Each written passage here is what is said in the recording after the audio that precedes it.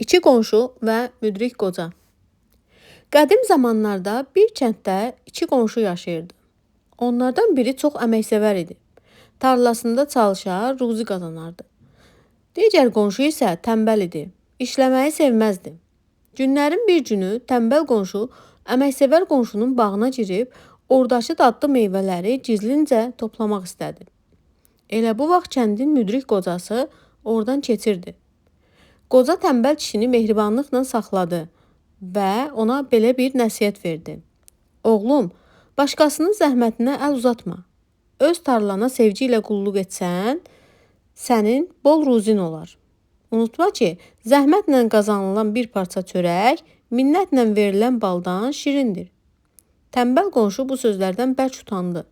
Qocadan və qonşulardan üzr istəyib, dərhal öz tarlasına tərəf qaçdı.